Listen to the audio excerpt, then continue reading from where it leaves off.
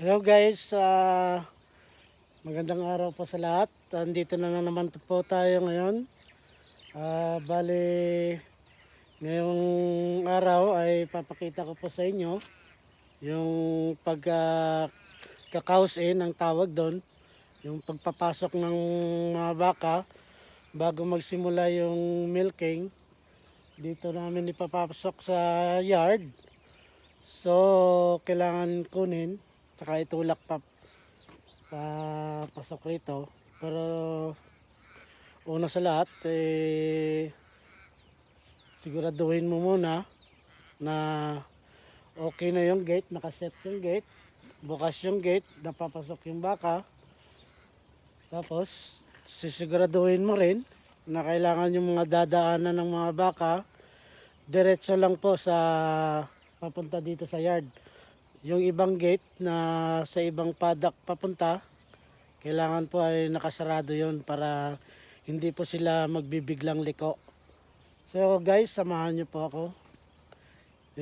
Start na natin yung mag-cowsin tayo. Okay. Nandito na tayo ngayon guys sa paddock kung saan yung mga baka na roon. So yung gagawin natin is itutulak natin to na maglalakad sila papunta doon sa dairy shed natin. Maglalakad sila ng ilang kilometros ang layo ng paddock sa ngayon. Kailangan natin itulak para sila ay magatasan. So, abangan nyo guys, magtutulak tayo. Yung tawag dito, cows in. Lahat ng mga dairy farmers, ito yung typical na ginagawa araw-araw sa kasabay ng pagmimilking. Tapos una magka-cows in.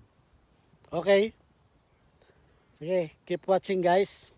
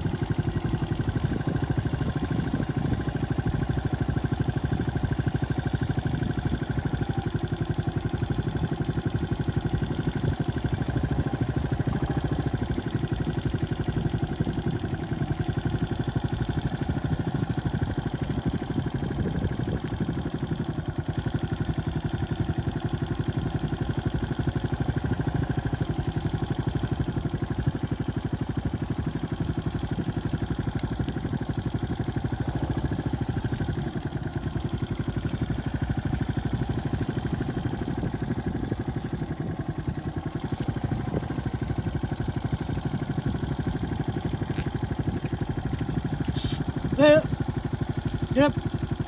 Move, move, move, move.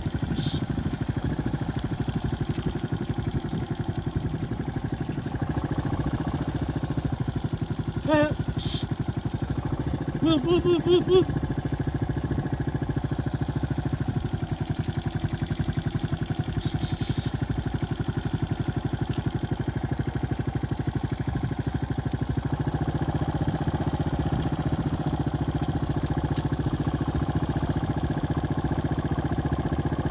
Ayun guys, so nakikita nyo, naglalakad sila papunta doon sa milking shed. Kung saan doon sila gagatasan. Kaya kailangan na sabayan sila sa likod. Tulak mo ng tuloy-tuloy para diretso rin yung lakad nila. Hindi na sila tatambay tulad dito. Tumatambay sila.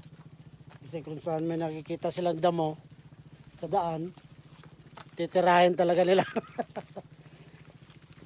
Yung iba tumatambay. So, sa layo ng lalakarin nila papunta sa shed. Kasi malayo yung ilang hektarya to eh. Malayo yung baka kanina.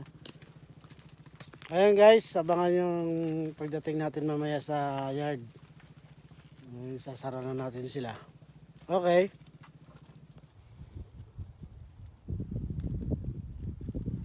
Layo-layo pa yung tatakin. Isang oras pa. Para makapasok lahat sila dun sa shed natin. Para at least tuloy-tuloy na rin yung paggatas dun. Habang tumapasok doon, may lumalabas rin. Para tamang-tama pag dating doon, pag sarado mo, konti na lang tsaka patapos na rin. Yun lang naman yung ginagawa ng mga taga-kausin o runner sa labas.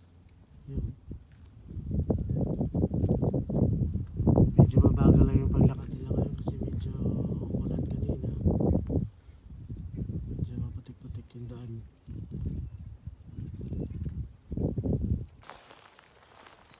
So guys, malapit-lapit na rin tayo pero inabutan tayo ng ulan. Kita mo yung trabaho ng taga-kausin, yung runner sa labas, rain or shine. Kailangan mo itulak yung baka kahit umulan, kahit nagpapag, sobrang lamig. Yun, kita mo umulan. Tamang-tama. Pero malapit-lapit na rin tayo sa shed.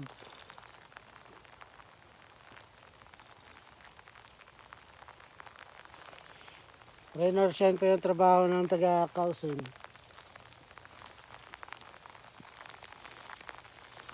Tuloy-tuloy lang po natin yung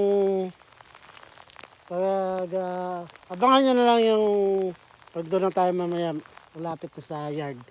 May sasara yung gate. Okay guys, salamat. Ayan po guys,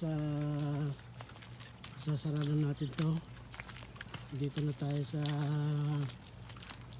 labas ng yard. So bali ito yung nakikita nyo, ito yung mga tapos na gatasan. So bubuksan yan mamaya para pabalikin na sila sa paddock. Uuwi na yan sila. So ito, sasara ko to kasi hindi pa sila gatasan. Ito yung last batch, last group.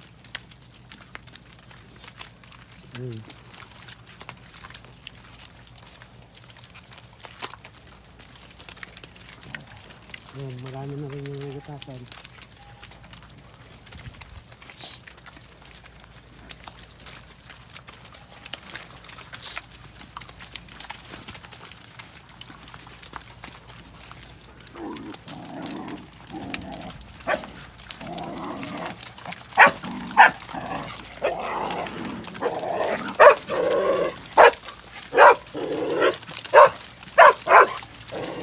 Dalawa kong sama tutulak, naglalaro. Oh, come on, get in, come on, get in, come on, get in, get in, come on, get in. Nakikita nyo, bali tataka ka kung bakit marami yung baka namin. Yung stock namin is 750 po.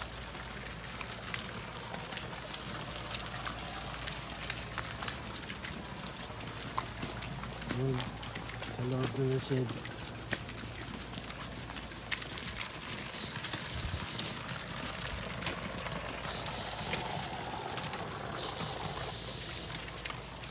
Meron yung nag-aabang ko na bulos. Nag-aabang. Diyan ka lang. Nag-aabang ng chicks.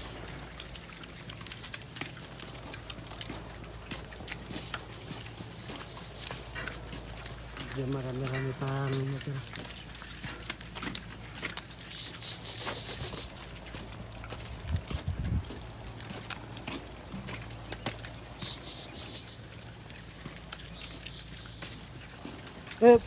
Get in. Get in. Get in. Get in. Get in. Kirin.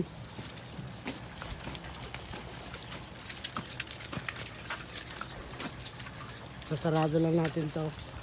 Sasarado lang natin to yung gate. Para lahat tuloy-tuloy yung pasok nila.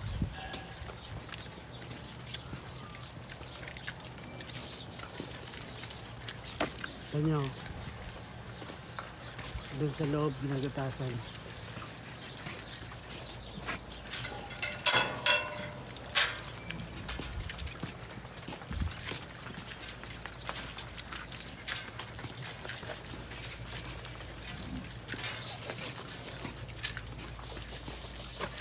Kirin. Hey. Kirin.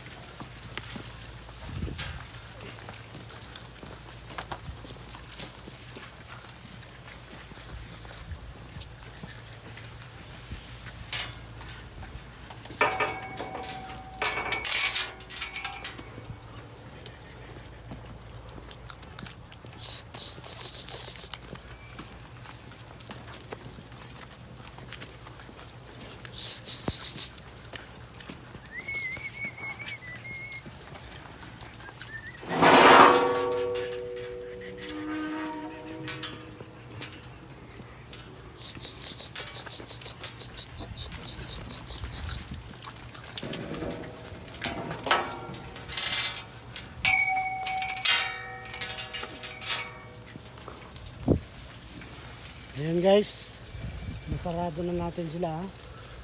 So next ko na gagawin, bubuksan ko to para makabalik sila sa paddock. Okay na yan sila. Antayin ko na lang yan na matapos na milking lahat, saka maglinis ako ng yard. Yun lang ginagawa ko. Marami na rin yung nagatasan dito.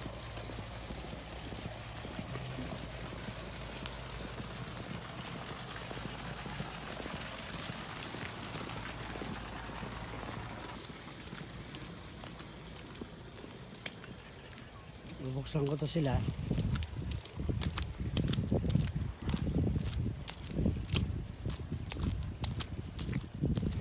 Medyo maputik yan kasi umulan eh.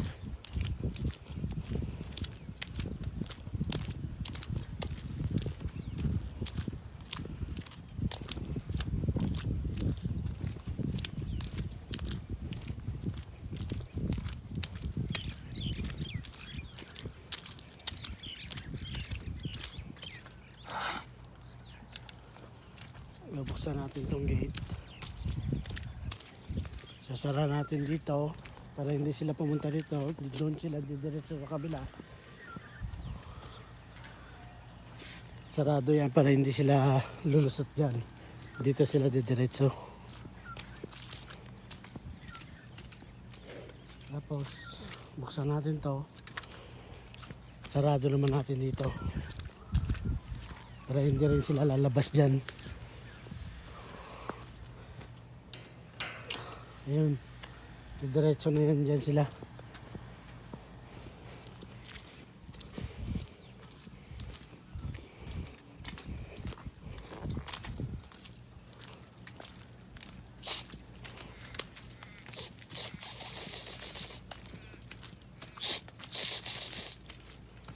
So ngayon guys, yan na muna ang update ko sa videos ko. So abangan nyo yung ibang mga video ko na i-upload sa susunod sa iba namang trabaho dito. So yan na lang muna. Maraming salamat sa panonood nyo. Thanks for watching. See you sa susunod. Thanks.